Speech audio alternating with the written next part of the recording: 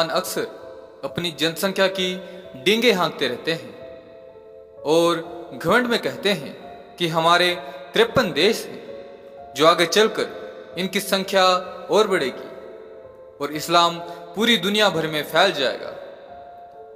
विश्व के जितने भी धर्म स्थापक हुए हैं, उन्होंने अपना धर्म बढ़ने की कामना की है, लेकिन मोहम्मद एकमात्र ऐसा व्यक्ति था जिसने इस्लाम के विभाजन के टुकड़े हो जाने और सिमट जाने की पहले ही भविष्यवाणी कर दी थी।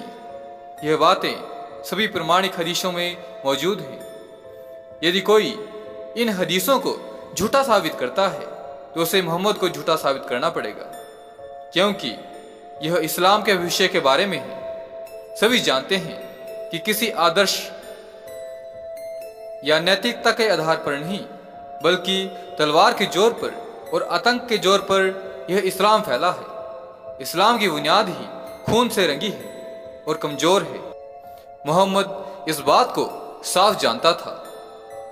कुरान में साफ लिखा है कि इस्लाम की बुनियाद कमजोर है।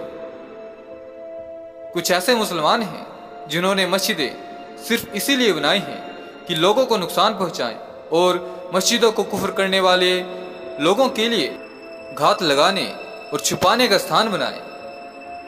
ये ऐसे लोग हैं जिन्होंने अपनी इमारत की बुनियाद किसी खाई के खोखले कगार पर बनाई है जो कि जल्द ही गिरने के करीब है। फिर ये लोग जहन्नम की आग में गिर जाएंगे। यह सूरा अल तौबा 9, 108 और 109 में इसका जिक्र आया है। इस्लाम से पूर्व विश्व में शांति थी, यद्यपि इस्लाम से पूर्व भी अरब आपस में मारकाट किया करते थे, लेकिन जब यह मुसलमान बन गए तो यह और भी हिंसक और उग्र हो गए। जैसे जैसे उनकी संख्या बढ़ती गई, उनका आपसी मनमुटाव और विवाद बढ़ते गए। वे सिर्फ जिहाद में मिलने वाले माल के लिए एकजुट होते थे, फिर किसी न किसी बात पर लड़ते झगड़ते रहते थे। सिया सुन्नी इसी बात का प्रमाण है। इसके बारे में मोहम्मद के दामाद हजरत अली ने अपने एक पत्र में मुआवी को लिखा है। उसका अनुवाद हिंदी में मैं आपके समक्ष कर रहा हूं। यह सत्य है कि इस्लाम से पहले हम सब एक थे और अरब में सबके साथ मिलकर रहते थे।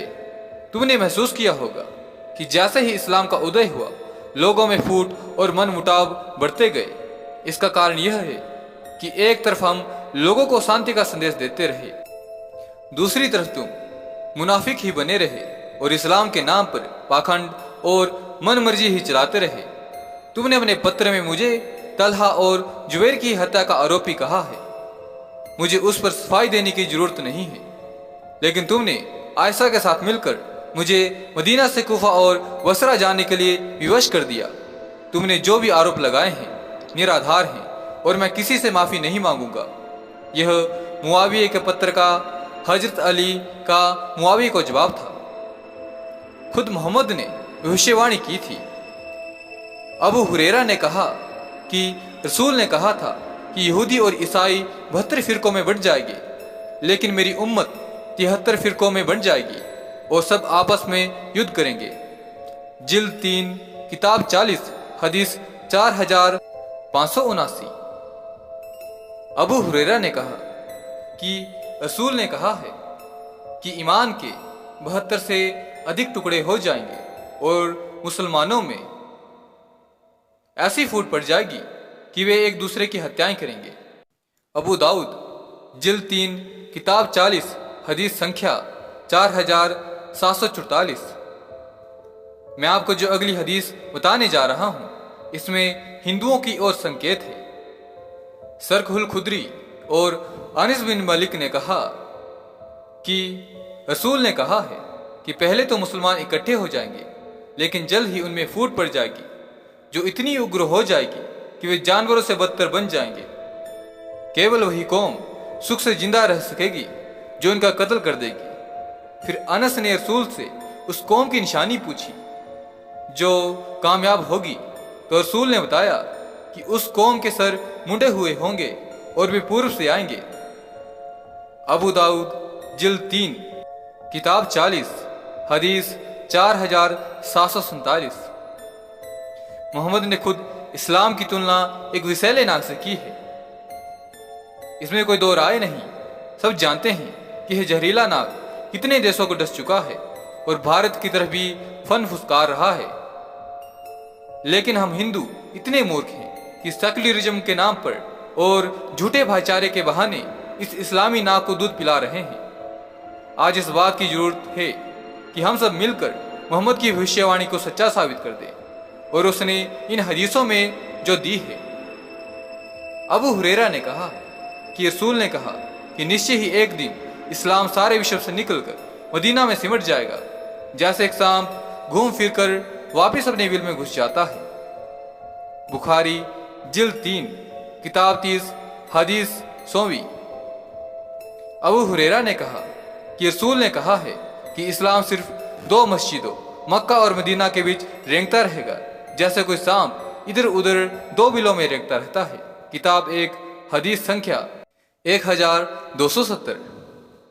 मैंने यह प्रमाण हदीसों की संख्या सहित दिए हैं।